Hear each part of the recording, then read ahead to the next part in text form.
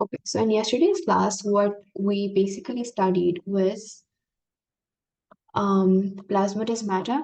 We studied large permanent vacuole, we studied cellulose cell wall, and chloroplast. So all the organelles which were specifically related to plant cells, we studied all of them. Okay, so for today, we would be starting with our almost last cell organelle, which is basically under the umbrella of many cell organelles. Sayaji? So basically, we would be studying about cytoskeleton, and then under the umbrella of cytoskeleton, we would be studying about microtubules, centrioles, cilia, flagella, microvilli, all of that. So let's start with cytoskeleton. So the way we humans or any organism on earth has a skeleton, we actually have a structural framework, and our structural framework is basically a skeleton. And our skeleton is basically the main building block of us humans or any animal or for that matter. Now, when we talk about a skeleton, now skeleton is basically one whole unit which is offering or which is playing the role of a structural framework. However, a skeleton is made up of multiple bones. We have a lot of bones, we have cartilages, we have joints, all of these come together to form one complete skeleton, right? So subsequently, there is also a skeleton of the cell. And that skeleton of the cell is known as cytoskeleton. And this is basically providing the main structural framework to our cells. Okay. So basically, now cytoskeleton is providing the main structural framework, or we can say that the cytoskeleton is the skeleton of our cell. Now, the way a skeleton is made up of different components, different bones, different cartilages, different joints, all of that, our cytoskeleton also comprises of three components. It is made up of three different fibers. And now, what are those fibers? So basically, let's go from largest to smallest. So the largest fiber that cytoskeleton comprises of is microtubules. Now microtubules, we would study their structure, their function, their roles, what are they making, all of that in just a bit. But microtubules are basically 10 to 25 nanometers in diameter. Now if we talk about our measurements, we have meter, then we have centimeter, then we have millimeter, then we have micrometer, and then comes nanometer, and it has a power of 10 to the power minus 9. So even the largest cytoskeleton fiber, which is a microtubule, it is so small in size, okay? Then we have intermediate filaments. Now intermediate filaments are 7 to 10 nanometers in diameter, and then we have microfilaments, which are basically 3 to 7 nanometers in diameter. Now let me tell you a very important example of microfilament. This is not important for your AS knowledge, but when you'll come in A2, you would be studying about these filaments in great detail when you will study the structure of a skeleton. And those are basically your actin filament,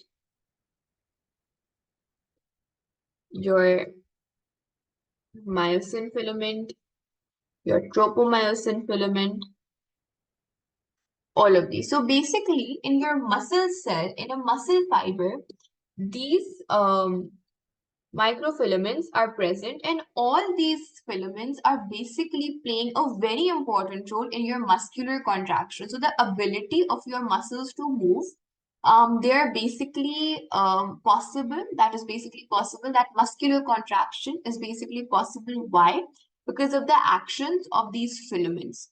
So cytoskeleton A is providing the main structural framework of your cell.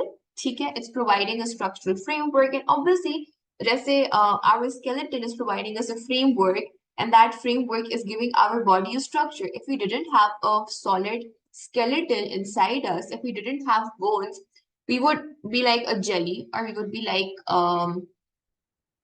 that.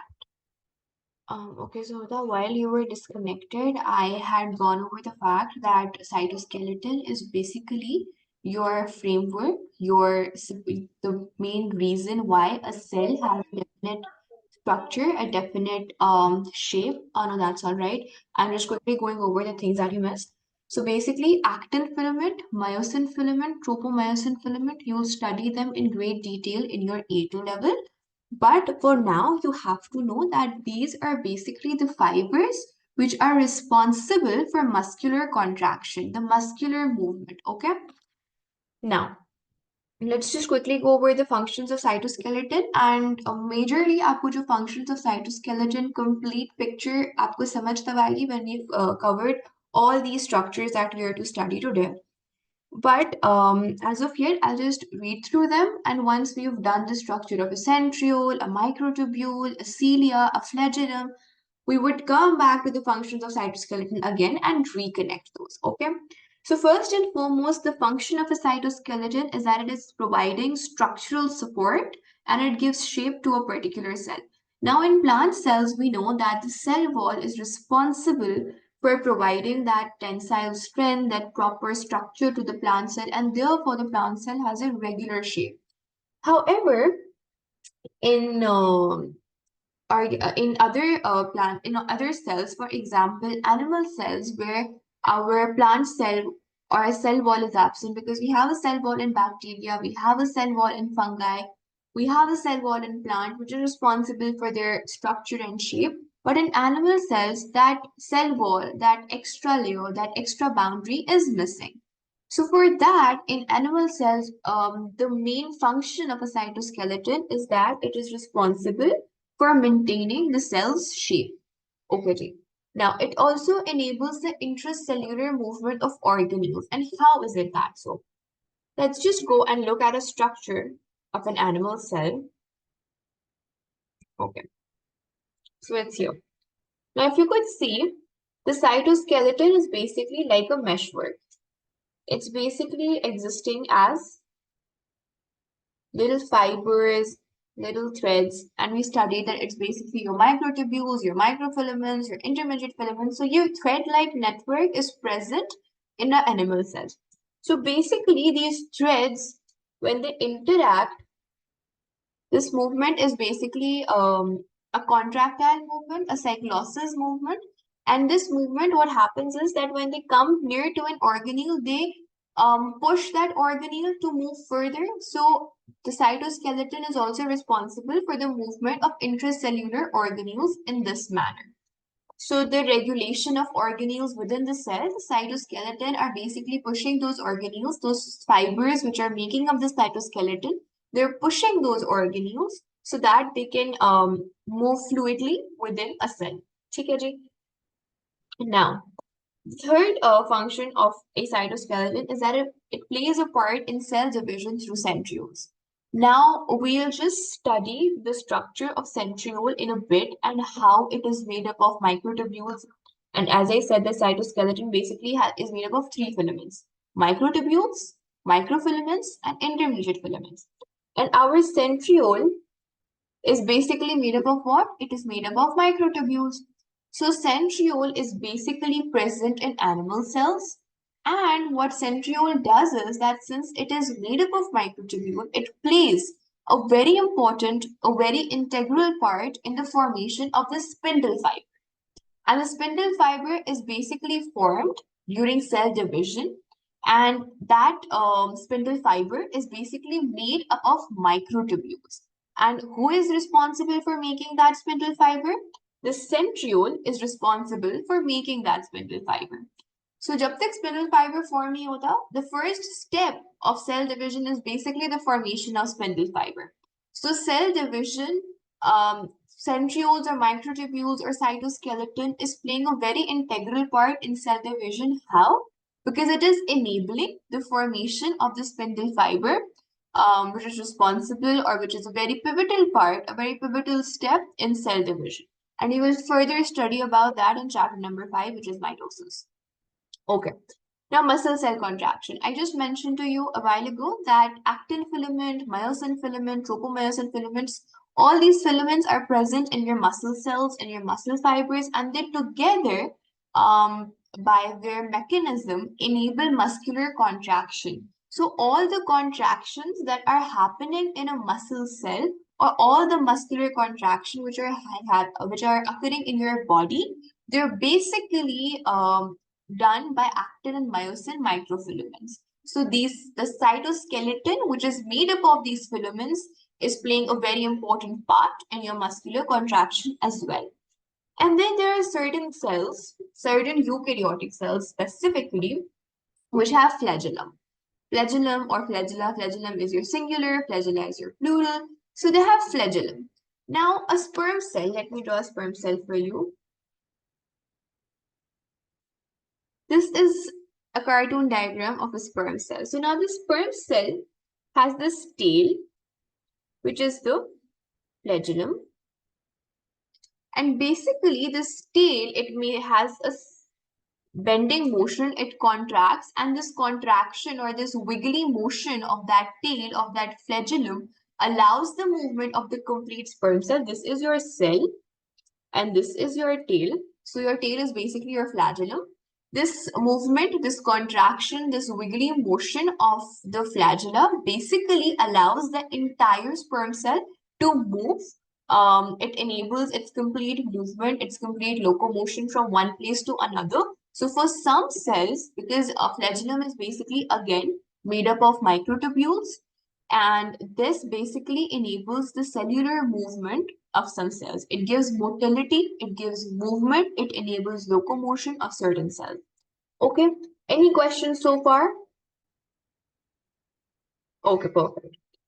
Now we know that cytoskeleton is basically made up of three parts: microtubules, microfilaments, and intermediate filaments. Let's study what exactly are microtubules, because the structure of microtubules, centrioles, cilia, and microvilli, these four structures are a part of your syllabus.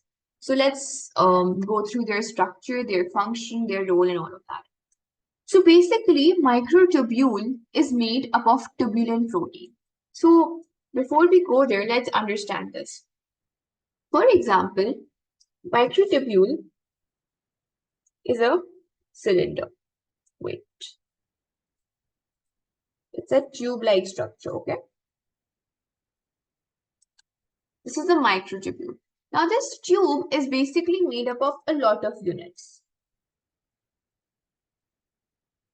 And this unit, the basic unit, जैसे हमने कहा था that our organisms, the basic unit, the basic structural and functional unit of an organism of life is a cell.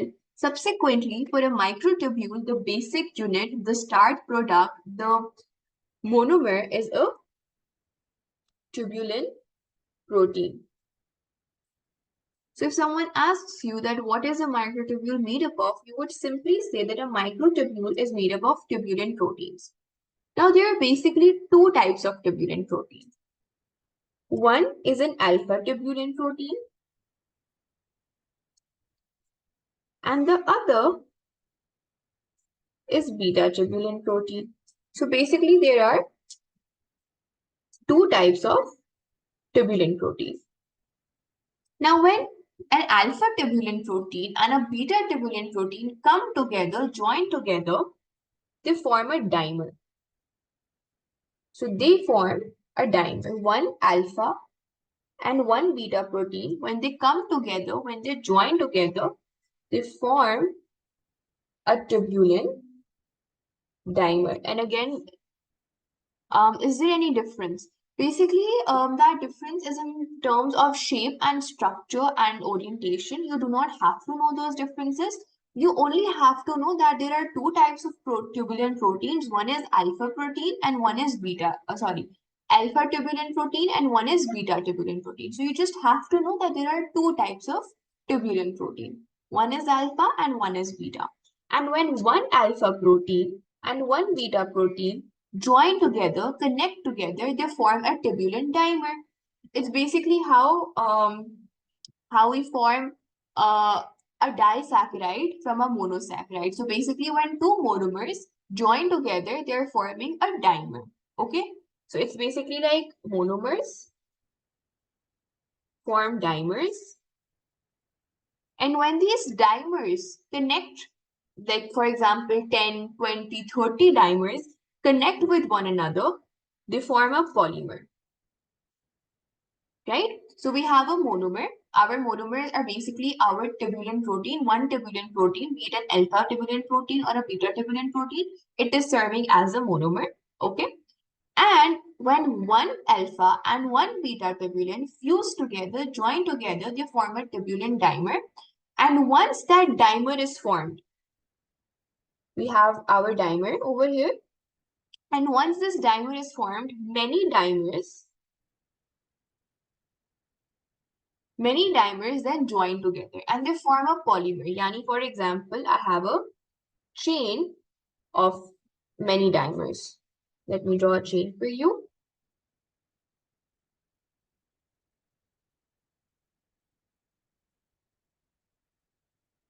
So basically, I can say over here, I have one dimer, two dimer, three dimer, and then four dimers.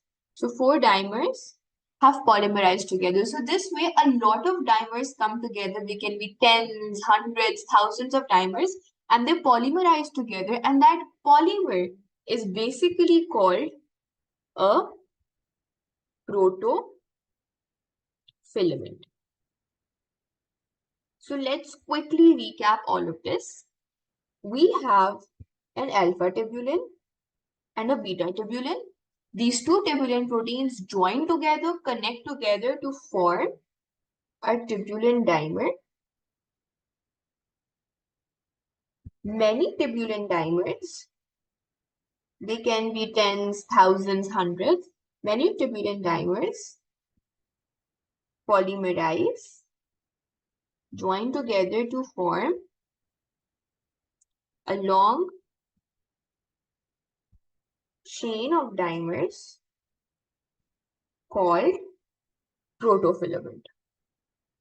So any questions so far? So up until now, what we've studied is that there are two types of tubulin proteins, alpha and beta. Alpha and beta join together, one alpha, one beta join together to form a tubulin dimer.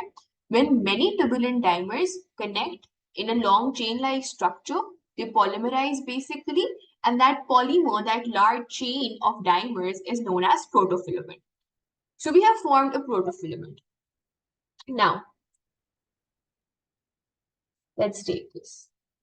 We have one protofilament. Please pardon my drawing, it's pretty bad, but let's have a look. One protofilament, two, three, four, five, 1, 2, 3, 4, 5, 6, 7, 8, 9, 10, 11, 12, and 13. So in front of you, I have drawn 13 protofilaments. And what are basically protofilaments? Protofilaments are basically long chains of tubulin dimers. So when 13 protofilaments join together, for example, let me take it. So this is a cylinder in front of you. Can you see this, my video? This is a cylinder. Let's think of it as a core. Or if you've ever seen a bangle wrapped up around a core, a cylindrical core, just imagine a cylindrical core for a second. Now, let me take some pens for you.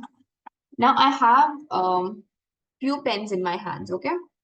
Now what I do is that this one pen is a protofilament. It is one chain of dimers. I take this pen and I put it over here around this cylindrical core. Then I take this second pen and I wrap it around the cylindrical core. I take this third pen and I drop that one. I put it around the cylindrical core. And this way, I'm basically taking 13 protofilaments, 13 chains, and I'm wrapping it around a core. So around this entire cylinder, imagine that I have basically connected 13 protofilaments.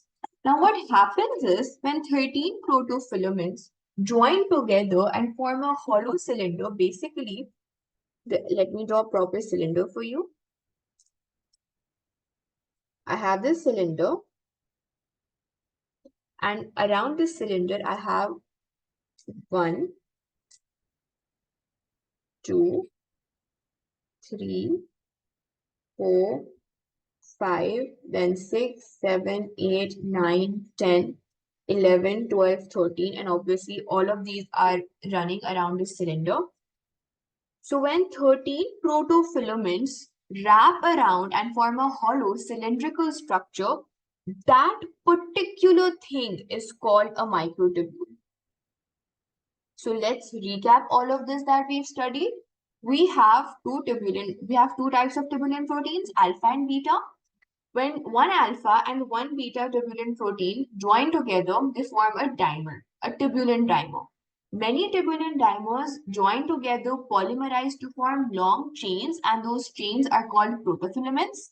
And 13 protofilaments. हम जब protofilaments की बात कर रहे थे कि बहुत सारे a lot of dimers are connecting to many form to protofilaments. Yes. So in protofilaments, there is no specific number. They can be 10, hundreds, thousands dimers coming together to form long chains of protofilaments.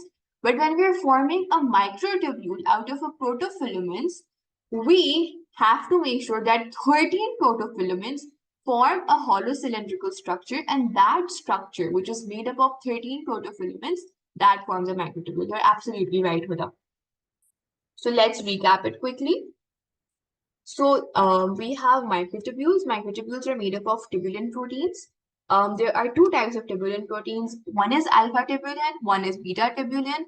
One alpha and one beta tubulin, when they join together, they form a tubulin dimer. Now I have drawn a protofilament for you that 1, 2, 3, 4, 5, 6, 7, 8 dimers. I have drawn 8 dimers for you. And these 8 dimers have joined together to form a protofilament. So numerous tubulin dimers polymerize, join together to form a structure called protofilament. Now, when 13 protofilaments join together, they form a hollow cylindrical structure called microtubule. So ma'am, number doesn't have to be specific, right? For when dimers are forming protofilaments, the number doesn't have to be specific. You just have to say that a lot of dimers would come together and form a protofilament.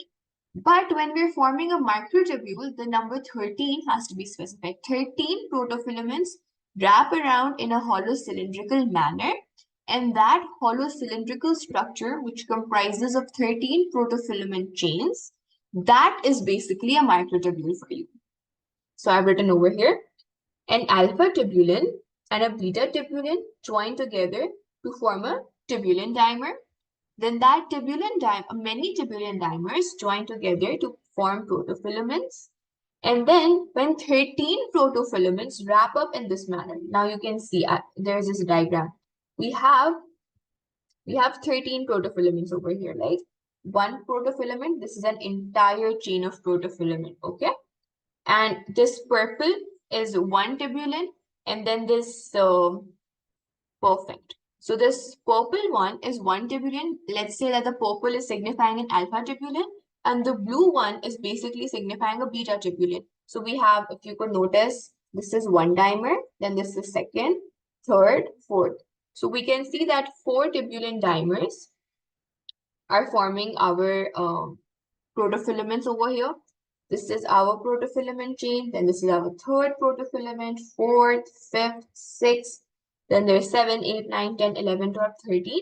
So these 13 protofilaments, when they join together to form a cylindrical structure, that structure is basically your microtubule. There's again this diagram to show you the structure and assembly of microtubules. So you have tubulin dimers. One is alpha, one is beta. Now don't confuse yourself that what is a heterodimer. Basically, homo means that same species. So had it been alpha alpha, it would be a homodimer. Or if it would have been a beta beta tubulin, it would be a homodimer. But because there are two different species, an alpha tubulin and a beta tubulin, that's why it's also sometimes referred to as a tubulin heterodimer. But at your level, tubulin dimer is enough to be known. Then these tubulin dimers polymerize to form protofilament. So we have our protofilament over here, and 13 protofilaments. They wrap up together, they wound themselves around in a cylindrical manner, and that cylinder of 13 protofilaments is referred to as the microtubule. And as we studied in cytoskeleton, that microtubules are usually 10 to 25 nanometers in diameter. So this diagram also reiterates the fact that this cross section is 25 nanometers in diameter. Okay, so any questions so far? Anything that you want to ask? Okay, so moving forward. Now, we've understood the structure and the assembly of microtubule. Now, let's come to centrioles. Now, centrioles, your cilium, your flagella, all these structures are basically made up of what? They're made up of microtubules. So let's understand these. So first and foremost, as we've mentioned it before as well, that centrioles are only present in animal cells. They're not present in plant cells, and they're usually absent in fungi cells. So in fungal cells and plant cells, we do not see centrioles. They are majorly present in animal cells, and we know that they're present near the nucleus, and they're also not near, they're close to the nucleus, near to the nucleus that way, and they're basically existing as a pair. So you would never see a single centriole. You always see two centrioles, and those two centrioles would always be at right angle to one another. So they'll always be found at right angles to one another, and the region where these two centrioles, where this pair of centriole is present, that region is basically known as centrosome. And centrosome is what? Centrosome is one type of MTOC. And what is MTOC? Microtubule organizing center. Now, what do I mean by this? In just a while, we'll study how microtubules are making up the structure of a centriole. But let's decode the word MTOC, or what exactly is a centrosome. What do we mean by the region of centrosome? So basically, centrosome is an MTOC. And MTOC is what? Microtubule organizing centers. So basically, we said that in a cell, we have a cytoskeleton present, and that cytoskeleton basically comprises of three things: microtubules, microfilaments, and intermediate filaments. So these microtubules are present inside the cell, right? Now, these microtubules have to be organized, they have to be arranged in a particular arrangement, in a particular manner. All of them have to come together in a right orientation, in a right arrangement to form a centriole. So because there's this one particular region inside a cell where these microtubules are coming together and organizing themselves to form a centriole, that region where this organization of microtubule is taking place, that region is basically given the name of microtubule organizing center. Why? Because the microtubules are coming here and organizing themselves into centriole.